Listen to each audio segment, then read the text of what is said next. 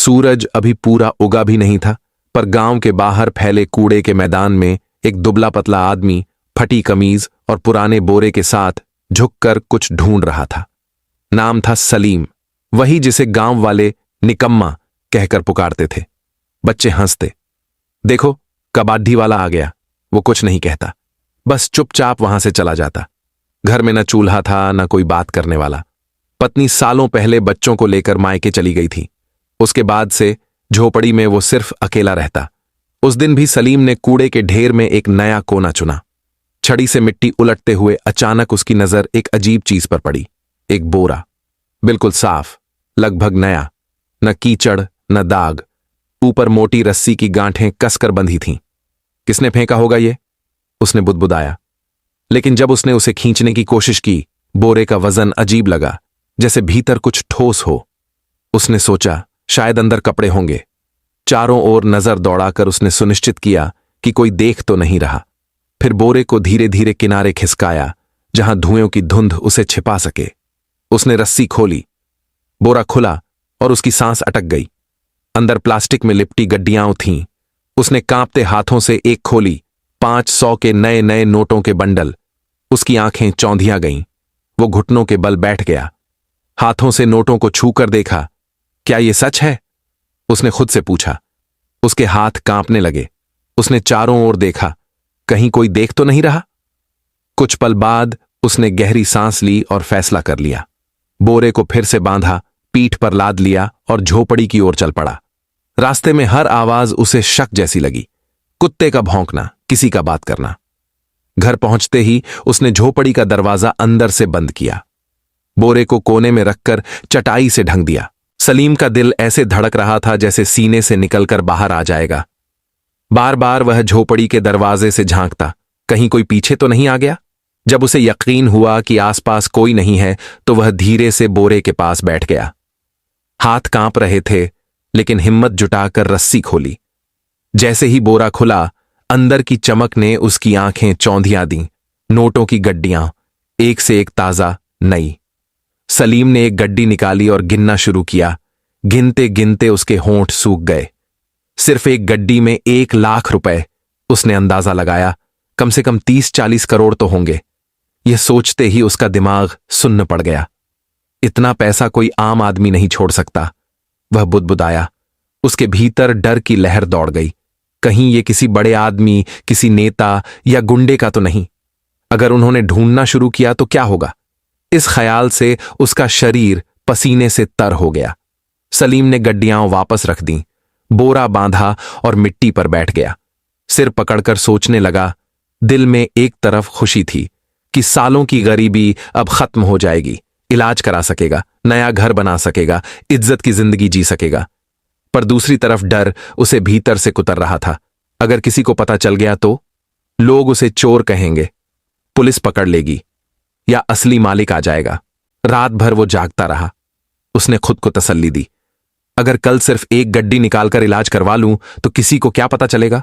Doctor ने पहली बार उसे इज्जत से बैठाया, दवाइयां दी और कहा, इलाज मुमकिन है। सालों बाद सलीम के चेहरे पर एक सच्ची मुस्कान आई। वो समझ गया, यह दौलत उसका इम्तिहान है, वरना वरदान नहीं। अगला दिन सलीम के लिए एक नई सुबह बन गया। वर्षों बाद उसने आईने में खुद को गौर से देखा। चेहरा कमजोर था, मगर आंखों में अब उम्मीद की चमक थी। उसने सोचा, अगर समझदारी से काम लूं तो सब बदल सकता है। सबसे पहले उसने अपनी झोपड़ी की मरम्मत करवाई। बोरे से कुछ पैसे निकाले, मजदूरों को बुलाया और छत बदलवा दी। कुछ ही दिनों में घर की बदबू और सीलन कम हो गई। मोहल्ले वाले हैरान थे, अरे ये कबाड़ बीनने वाला अचानक कैसे बदल गया। कुछ हफ्ते बाद उसने अगला कदम उठाया। गांव की मुख्य सड़क पर एक छोटी सी किराने की दुकान खोली। पहले दिन बस दाल, चावल, नमक रखा। खुद दुकान पर बैठा, आने वालों को मुस्कुराकर सलाम किया। शुरुआत में लोग झिझके, मगर धीरे धीरे आने लगे। दुकान चल निकली। आटे की बोरियां, तेल के डिब्बे, मसाले, साबुन, सब कुछ बिकने लगा। सलीम ने उस पूरे दौर में बड़ी सतर्कता बरती। उसके पास अचानक आई दौलत किसी रहस्य से कम नहीं थी, पर उसने कभी उसका दिखावा नहीं किया। वह जानता था, अगर जरा भी चमक दमक दिखी तो लोग सवालों की बौछार कर देंगे। इसलिए बाहर से वह अब भी वही सीधा सादा दुकानदार दिखता था जो हर ग्राहक को मुस्कुराकर क्या चाहिए भैया कहता था। लेकिन भीतर वह जानता था कि उसकी पुरानी बोरी में इतनी पूंजी छिपी है कि न सिर्फ उसकी बल्कि कई जिंदगियों की दिशा बदल सकती है। कभी कभी मोहल्ले की बुजुर्ग औरतें उससे कहती, सलीम भैया तुम तो बहुत बदल गए हो। वह बस मुस्कुरा देता, लेकिन भीतर एक मीठा गर्व उमड़ पड़ता। आखिर किसे बुरा लगता है जब दुनिया आपके बदलाव को देखती है। धीरे धीरे उसने कारोबार बढ़ाया। कुछ महीनों बाद उस बोरी से थोड़ा और पैसा निकाला और एक छोटा सा गोदाम शुरू किया।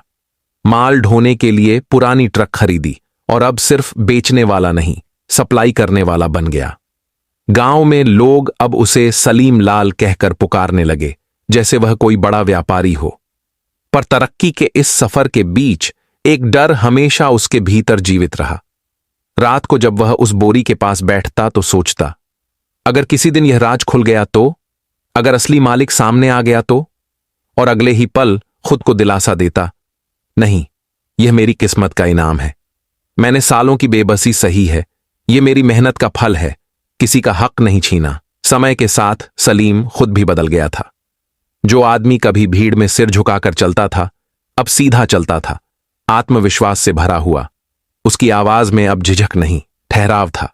दिन में वह दुकान संभालता, शाम को गोदाम देखता और रात में बोरी के पास बैठकर अगले दिन की योजना बनाता। वह अब अपने पुराने सलीम से कहीं आगे निकल चुका था, मगर यह भी सच था, तरक्की के बीच भी एक खालीपन उसके भीतर अब भी गूंजता था। एक शाम जब वह थका हारा दुकान बंद करके लौटा तो दरवाजे पर दो चेहरे खड़े थे, परिचित पर दूर चले गए चेहरे। उसकी पत्नी अनिता और दोनों बच्चे। बच्चे अब बड़े हो चुके थे, मगर उनके चेहरे पर हिचक और शर्म की छाया थी। अनिता की आंखें भीगी हुई थीं। सलीम, उसने धीमे से कहा, हमसे गलती हुई थी, हालात ने मजबूर कर दिया था, तुम्हें छोड़कर जाना ठीक नहीं था। सलीम के कदम जैसे जमीन में धंस गए। एक पल को समय ठहर गया। उसे वे दिन याद आए जब बीमारी ने उसे तोड़ दिया था। घर में खाने को कुछ नहीं था और अनिता ने कहा था, मैं यह सब नहीं झेल सकती, और बच्चों को लेकर चली गई थी। वह वही रात थी जब सलीम का सब कुछ बिखर गया था। अब वही अनिता उसके दरवाजे पर थी। बच्चे आगे बढ़े और बोले, बाबा, हमें माफ कर दीजिए, अब हम आपके साथ रहना चाहते हैं। सलीम का दिल कांप उठा। एक तरफ वह पिता था जिसे बच्चों को गले लगाने की चाह थी, दूसरी तरफ वह वही टूटा हुआ इंसान था जिसे छोड़ दिया गया था। क्या उनका लौटना सच में मोहब्बत थी, या अब दौलत की चमक उन्हें वापस खींच लाई थी? यह सवाल उसे भीतर तक चुभ गया। उसने ठंडे स्वर में कहा, जब मैं खाली हाथ था तुम सब चले गए थे, अब जब मेरे पास कुछ है तो लौट आए हो। क्या यह प्यार है या लालच? अनिता की आंखों से आंसू बह निकले। नहीं सलीम, अब हम सच में पछता रहे हैं, बच्चों को तुम्हारा साया चाहिए। सलीम ने निगाहें झुका ली। भीतर ज्वालामुखी सी हलचल थी। वह जानता था कभी कभी माफ करना आसान होता है, लेकिन भूलना नहीं। आखिर उसने कहा, बच्चे मेरे हैं और उनका हक कोई नहीं छीन सकता। मैं उनकी पढ़ाई, उनका भविष्य संभालूंगा। लेकिन अनिता, हमारे बीच जो दीवार खड़ी हो गई है वह अब कभी नहीं गिरेगी। अनिता चुप रह गई। बच्चों की आंखों में राहत थी, कम से कम पिता फिर से उनके जीवन में थे। पर सलीम के दिल का पुराना घाव फिर हरा हो गया। बाहर की दुनिया कहती थी, सलीम लाल अब एक सफल आदमी है, लेकिन भीतर वह अब भी वही सलीम था जो अपनी पुरानी बोरी के साथ अतीत और वर्तमान के बीच झूलता रहा। उस रात सलीम देर तक नींद नहीं ले पाया। वह बोरी के पास बैठा जैसे किसी पुराने दोस्त से बातें कर रहा हो। यह दौलत सब कुछ लौटा रही है, इज्जत, नाम, सुकून भरी जिंदगी, बट क्या यह मन की शांति भी लौटा पाएगी? सवाल हवा में तैर गया और जवाब में बस दीवारों की खामोशी थी। कुछ हफ्ते बीते। सलीम की दुकान अब एक छोटे साम्राज्य में बदल चुकी थी। गोदाम से माल निकलता, गाड़ियां आती जाती, और गांव वाले अब उसे सलीम भाई कहकर सम्मान से पुकारते।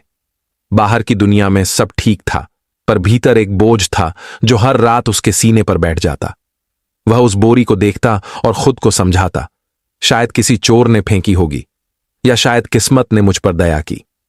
पर किस्मत को भी जैसे उसके धैर्य की परीक्षा लेनी थी। एक शाम वह घर के आंगन में चाय की चुस्कियां ले रहा था। अंदर टीवी पर खबरें चल रही थीं, सामान्य राजनीतिक बकवास जिसे अब वह ध्यान से नहीं सुनता था। लेकिन अचानक एंकर की आवाज तेज हुई।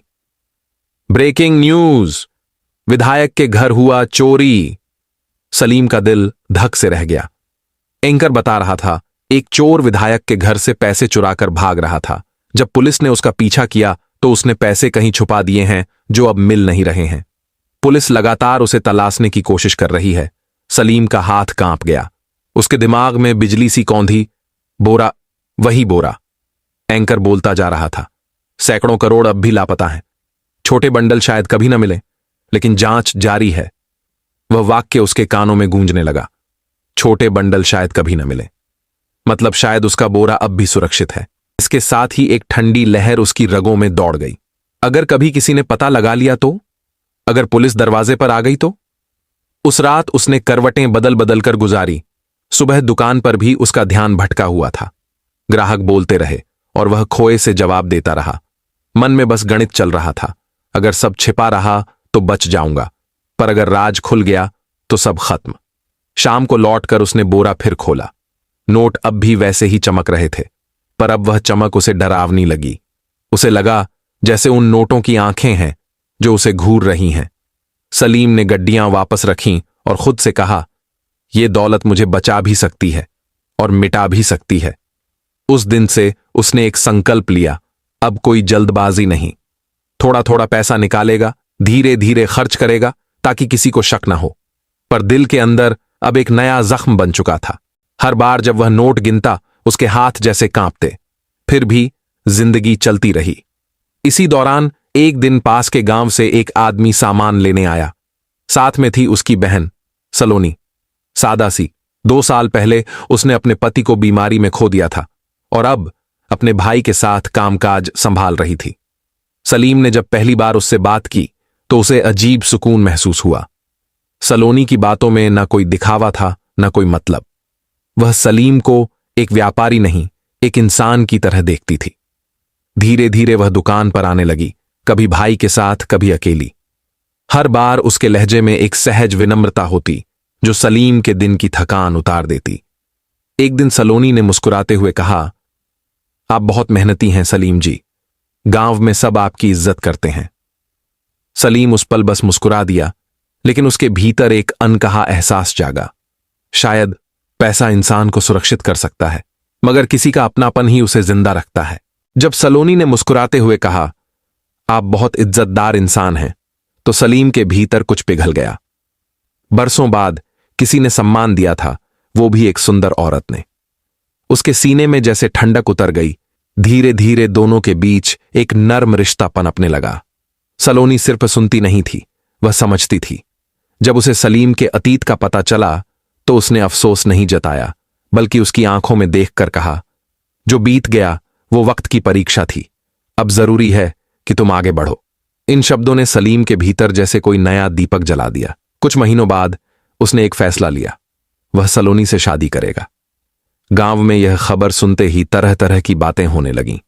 किसी ने ताना मारा, कबाड़ बिनने वाला अब नई बीवी लाएगा, तो किसी ने हंसते हुए कहा, चलो अब इस बेचारे की जिंदगी में रोशनी तो आई। सलीम ने किसी बात का जवाब नहीं दिया। वह जानता था यह शादी सिर्फ साथ पाने के लिए नहीं, बल्कि खुद को नया जीवन देने के लिए है। शादी बहुत सादगी से हुई, ना बैंड बाजा, ना दावतों की भीड़, बस 2 साक्षी, कुछ फूल और 2 दिलों की नई शुरुआत। सलोनी के आने के बाद सलीम का घर जैसे सांस लेने लगा। जब सलीम दुकान से थका हारा लौटता तो सलोनी मुस्कुराकर दरवाजा खोलती। वो मुस्कान न महंगी थी न बनावटी। इन छोटी छोटी बातों ने सलीम को वो सुकून दिया जो किसी दौलत से नहीं खरीदा जा सकता। फिर भी जब रात गहराती और सलोनी सो जाती, सलीम का मन फिर उसी बोरी के पास जा बैठता। वह बोरी उसे चैन नहीं लेने देती थी। हर बार नोटों की चमक उसे यह याद दिलाती, यह दौलत पवित्र नहीं है। वह सोचता, अगर यह पैसा किसी जुर्म से जुड़ा है तो इससे मुझे शांति कैसे मिल सकती है। यही विचार धीरे धीरे उसे एक बड़े फैसले तक ले गए। सलीम ने ठान लिया, अब यह पैसा सिर्फ उसका नहीं रहेगा, ये दूसरों के लिए काम आएगा। उसे अच्छी तरह याद था कि गरीबी कैसे इंसान की इज्जत तक छीन लेती है। वो ताने, वो उपेक्षा, वो दिन जब क्लिनिक का मुलाजिम उसे हिकारत से देखता था, वो सब उसकी यादों में अब भी जिंदा थे। और फिर एक सुबह उसने पहला कदम बढ़ाया। गांव की पुरानी मस्जिद बारिश में टपकती थी। नमाजियों को अक्सर छाते लेकर अंदर जाना पड़ता था। सलीम ने चुपचाप चंदा देना शुरू किया। जब रकम काफी हो गई तो उसने अपना नाम सामने रखा। गांव में खलबली मच गई। वही सलीम जो कचरा बीनता था, इतना पैसा कहां से आया? कुछ ने ताना मारा, कुछ ने शक जताया, शायद जुए में जीता होगा। लेकिन जैसे जैसे मस्जिद की दीवारें उठती गईं, सलीम की नीयत साफ होती गई। लोगों ने देखा वह दिखावे के लिए नहीं, सच्चे मन से मदद कर रहा है। धीरे धीरे आलोचनाएं थम गईं और गांव के लोग अब उसे सलीम मियां कहकर सम्मान देने लगे। वो आदमी जिसे कभी समाज ने ठुकरा दिया था, अब समाज का सहारा बन गया था। सलीम ने अपने जीवन में एक और बड़ा कदम उठाया। इस बार उसने पैसे से नहीं, दिल से निवेश करने का फैसला किया। उसने घोषणा की, मैं गांव में एक स्कूल खोलूंगा जहां हर गरीब बच्चा बिना फीस के पढ़ सकेगा। लोगों ने पहले तो सोचा यह बस एक भावनात्मक बयान है, लेकिन जब नींव की पहली ईंट रखी गई तो सब समझ गए। सलीम अब सिर्फ व्यापारी नहीं रहा, वह गांव का रहनुमा बन चुका था। सलोनी ने भी उसका साथ दिया, कंधे से कंधा मिलाकर। कुछ युवा शिक्षक मामूली वेतन पर पढ़ाने को तैयार हो गए। कोई कहता यह तो चमत्कार है, कोई दुआ देता खुदा ऐसे लोगों को सलामत रखे। सलीम ने बाकी बचे हुए पैसे और भी व्यापार में लगा दिया और ऐसे करते करते वो अब सच में एक बहुत अमीर आदमी बन गया। अब उसे उस बोर की कोई जरूरत नहीं थी।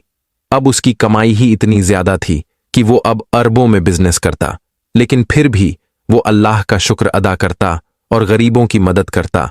उसने अपनी पहली बीवी और बच्चों को लंदन में एक बद्धा सा बंगला और एक होटल बनवा कर दे दिया। उसकी पहली बीवी भी अपने बच्चों के साथ खुश रहने लगी। अगर आपको भी सलीम की ये कहानी सोचने पर मजबूर करती है कि सच्चाई, पछतावा और भलाई के बीच इंसान का असली संघर्ष क्या होता है, तो एक लाइक जरूर करें।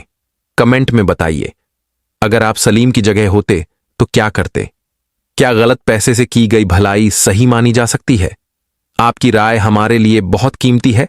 और हां, ऐसी ही दिल छू लेने वाली कहानियां देखने के लिए चैनल को सब्सक्राइब करें और नोटिफिकेशन ऑन कर लें ताकि अगली कहानी सीधे आपके मोबाइल स्क्रीन पर पहुंचे।